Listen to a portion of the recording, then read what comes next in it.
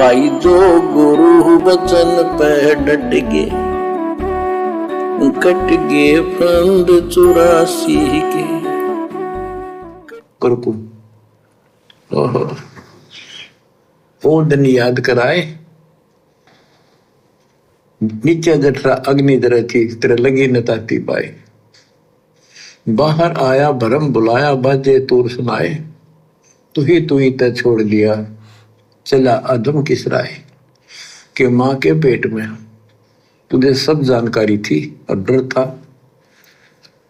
और सब यादाश्त थी कि मनुष्य जीवन बार बार नहीं मिलता, और पूरे संत से दीक्षा लेकर अपना कल्याण कराऊंगा, कोई किसी का नहीं। बाहर जाकर भूल पड़ जाती है, कहीं याद रखूंगा, पूरा संत खोज करूंगा, पूरे गुरु से नाम लूंगा, बुराई नहीं करूंगा, काम करूंगा, लेकिन भगवान का ध्यान ज्यादा करूंगा। अब कहते हैं तू ही तो छोड़ दिया चला अधम किस राह। अब तूने भगवान की जो याद थी वह छोड़ दी है। भगवान हे परमात्मा, दुख मत याद करे था माँ के पेट में, अब तू भूल गया। ए अधम हे नकमी आत्मा, कौन से रास्ते चल पड़ा। दाई आई घुट्टी प्याई माता गोद खिलाए, जो दिन आज सो काल नहीं रे आगे है दरबार। कि जैसे आज है मृत्यु के बाद फिर उसके धर्मराज के दरबार में जाएगा, वहां तेरी फिर दुगुनती हो। 12 वर्ष खेलते बीते फिर लीना ब्याह कराए, तरुणी नारी से गरबाई तो सल्ला मुड़ गवाई। यानी पहले 12 वर्ष की आयु में शादी हो जाती थी, विवाह हो जाता था। कहते तू केवल इससे काम लगा रहा, ब्याह हो गया, बड़े हो गए, पालन पोषण में सारा जीवन खो दिया। तो भक्ति साथ साथ करनी चाहिए थी, वह ना करने से क्या दुख होगा तेरे साथ, वो बताया। कहते शादी करा ली, उसके बाद बच्चे हो गए, उसके उनके पालन पोषण में शादी विवाह करके फिर मर गया। फिर जो दिन आज सो काल नहीं रे आगे फिर धर्मराय। फिर वहां जाके फिर मुंह लटका के खड़ा होता है, भगवान गलती उनकी, अब के फिर मनुष्य जीवन देना भगवान, आपके गलती नहीं करूंगा। तो परमात्मा दिखाता है निकम्मे ऐसी ऐसी गलती तेना 1000 लाखों बार कर ली। ये देख पिछले सारे जन्म दिखाए जाते इसको, फिर रोता है हे भगवान गलती बन गई। परमात्मा कहते हैं कि अच्छे दिन पीछे गए गुरु से क्या ना हेत, अब पछतावा क्या करे चिड़िया चुगी खेत। अच्छे दिन पाछे गए गुरु से किया ना हेत, हेत यानी प्रेम लगन, गुरु से लगन लगाई नहीं। और जब गुरु से लगन लग जाएगी तो आप राजनेताओं के पीछे नहीं दौड़ोगे, उसी के पीछे दौड़ोगे जिससे लगन लगती है। तो अच्छे दिन पाछे गए, ये हमारे अच्छे दिन चल रहे हैं, गुरु आया हुआ है, भक्ति मिल गई, इससे अच्छे दिन नहीं हो सकते इस काल लोक में। तो अच्छे दिन पाछे गए गुरु से किया ना हेत, भाई फिर पछताए क्या हो जब चिड़िया चुग गई खेत। फिर कुछ हाथ नहीं लगेगा जब इस परीक्षा में एक बार गुरु तुझे फेल कर देगा। तो समझ जा, सुधर जा, गुरु के प्रति समर्पित हो जा, साथ संगति की संगत करो और मर्यादा में रह के गुरु को इष्ट मान के भक्ति करो। ये हलवा जो इन आश्रमों में खाया जाता है, बनाया जाता है, ये भंडारा लड्डू जलेबी जो इन सतलोक आश्रमों में बनाया जाता है, खाया जाता है, ये तुम पाप खा रहे हो। पाप पाप विधान है भगवान का। गीता अध्याय 3 श्लोक 13, जो व्यक्ति पूर्ण परमात्मा को भोग लगाए बिना अन्न पकाते हैं खाते हैं, वो तो पाप खा रहे हैं। पाप ये मालिक का विधान है, फेल नहीं हो सकता। किसको भोग लगा रहे हो तुम इन आश्रमों में? दाढ़ी मूछ वाली कबीर की नकली फोटो को, जो किसी ऐरे गहरे व्यक्ति के हाथ से बनाई हुई है, 2 पैसे कमाने के लिए गूगल पे डाल दी गई, तुमने वहां से उठा के उसको भगवान मान के भोग लगाना शुरू कर दिया। यह है पत्थर पूजा, मूर्ति पूजा है ये।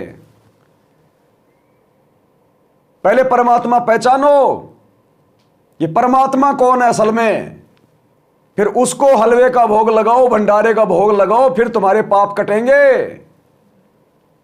अरे भक्ति तो उस समय शुरू होगी जब भगवान पहचान में आएगा।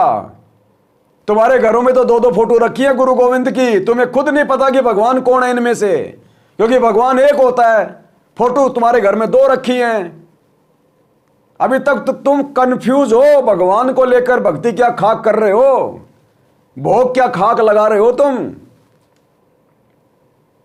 अरे ये हलवा ये भंडारा भी सतलोक आश्रम में गुरुजी के रहते सहते ये प्रसाद बनता था, क्योंकि उस समय गुरुजी यानी परमात्मा खुद आश्रम में थे, और परमात्मा इस भक्ति को सिखाने के लिए चाहे गधे को भोग लगा के खिलाए, चाहे कबीर की दाढ़ी मूंछ वाली फोटो को भोग लगा के खिलाए, चाहे ब्रह्मा विष्णु महेश को भोग लगा के खिलाए, हमें तो हमारा गुरु खिला रहा था। उस समय आश्रम में प्रेजेंट था।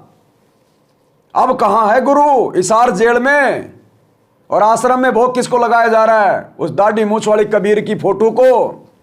तो पाप खा रहे हो, पाप। और ये इस पाप का असर है कि तुम्हारी बुद्धि काम नहीं कर रही, सारे उल्टे काम तुमसे करवाए जा रहे हैं, क्योंकि तुम्हारी बुद्धि काम ही नहीं कर रही। जिस प्रकार महाभारत के उस दिन, जिस दिन द्रौपदी का चीरहरण किया जा रहा था, वो भीष्म पितामह, गंगा पुत्र, द्रोणाचार्य और वो कर्ण मूक दर्शक बन के बैठे थे। मूक दर्शक क्यों नहीं बोल पाए? क्योंकि उनकी बुद्धि भ्रष्ट थी। क्यों? क्योंकि दुर्योधन का मलिन वो अन्न खाया करते थे। दुर्योधन का मलिन अन्न खाया करते थे, जिस कारण से उन बड़े बड़े योद्धाओं की बुद्धि ओप थी। तो वर्तमान में ये जितने भी कोऑर्डिनेटर हैं, जितनी भी संगत है, ये गुरुजी के काल प्रेरित कलयुगी परिवार के द्वारा जो समागम करवाए जा रहे हैं, इनका मलिन अन्न खा रही है, मलिन अन्न। ये लड्डू जलेबी बर्फी बहुत महंगे पड़ेंगे, बहुत महंगे। गधे बनोगे तब तुम्हें कोई भी गुलाब जामुन नहीं खिलाएगा, बालूशाही नहीं खिलाएगा। और गधे बनोगे गुरु को परमात्मा ना मानने के कारण, गुरु को भोग लगाकर ना खाने के कारण। गुरु को इष्ट मानकर भोग लगाना पड़ेगा, और इष्ट मानने के लिए उस कबीर की कागज की फोटो को फाड़ना पड़ेगा। तब गुरु को विश्वास होगा कि हां, अब इसने दिल से काल को बाहर निकाल दिया, क्योंकि वो दाढ़ी मूंछ वाला रूप इस काल ने मांग रखा है। जब परमात्मा जोगजीत रूप में आए थे, तपतशिला पर वचन हुए थे, तो काल ने वो दाढ़ी मूंछ वाला रूप मांग रखा है कि मैं ये रूप बना सकूं। क्यों? त्रिकुटी पर भक्तों को फैल करने के लिए। इसलिए परमात्मा ने सत्सेवकों से फोटो फड़वाई है कि बच्चों ये तो काल है, काल। मैंने तो केवल तुम्हारे को भक्ति समझाने के लिए इस फोटो का यूज किया है, बाकी तुम भी अपने कॉमन सेंस का प्रयोग करो कि जो मुर्दा है, जो ना चल रहा, ना बोल रहा, ना खा रहा, ना पी रहा, वो फोटो कहां से भगवान होगी? और जो तुम्हारे सामने प्रकट है, ज्ञान दे रहा है, उसको तुम भगवान नहीं मान रहे। तो ये लड्डू जलेबी नहीं, ये पाप खाया जा रहा है, पाप। ये विधान है भगवान का। गीता अध्याय 3 श्लोक 13। गीता वेदों का सार है, और वेद परमात्मा ने लिखे हैं, परमात्मा ने दिए थे इस काल को। ये भगवान का विधान है, ये झूठ नहीं हो सकता। जो गुरु बचन पे डट के, कट गए फंद 84 के, कट गए फंद 84 के, कट गए फंद 84 के।